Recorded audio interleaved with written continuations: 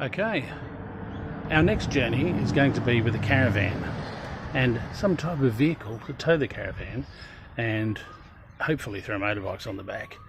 A lot of research, a lot of the dual cabs around the place. They can tow a caravan, 3.5 tonne, but they can't carry much in the way of load. So there was a bit of a blitz about a month or so ago out west, and 9 out of 10 caravans were all overweight. So they warned them this time, but they're going to start finding, and they're going to start getting more and more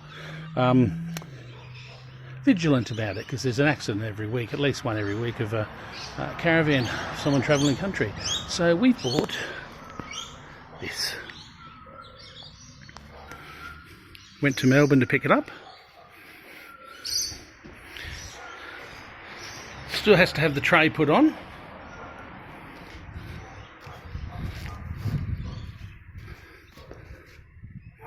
It may look huge, but its GVM is 4.5 tonnes, so you can drive it on a car licence. It's technically on a car registration as well. So we bought it brand new in Melbourne because this one is a four-wheel drive, and it was the only one in the country. I checked around. They do get them from time to time, but like everything else, nothing till next year if you're lucky. The bull bar, only just put that on. That didn't come with the bull bar. That's something we fitted. So that's a tilting bull bar, because the whole cab tilts right over. It's a great little truck, bounces around like an old bastard, but because it's so light, it doesn't have a tray or anything on it. Got a 75 litre tank, we'll upgrade that. The spare wheel will eventually, once we get the tray put on, which is next week, and the tow bar put on, which is hopefully next week as well, the spare wheel will go on a mounting down under the back there out of the road. It'll give us more room. We'll relocate the batteries as well, and that way we can put 2 big fuel tanks in it.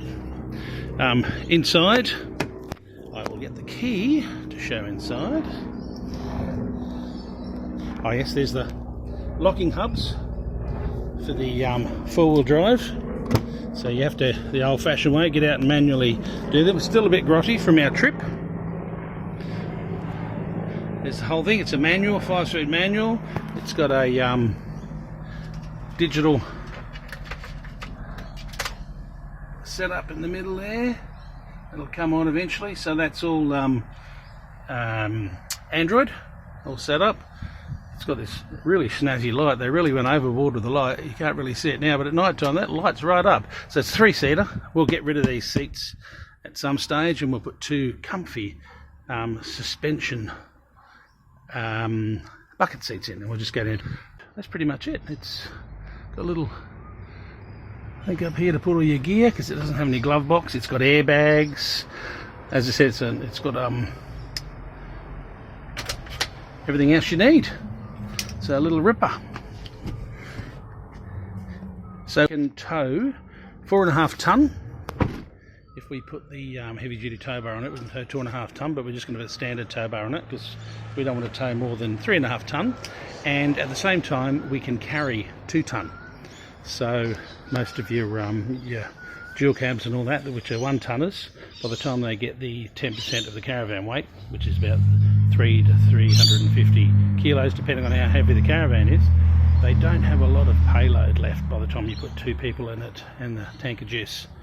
And so that's a big issue for a lot of them, and you see them going along with boats on the roof and all sorts of things. So with this, we can have big canopy on the back of the tray, and we can put the 2 Harleys on the back, so we can have a bit of a big toolbox there with the fridge and everything in it, and everything else, because there's no storage inside the cab.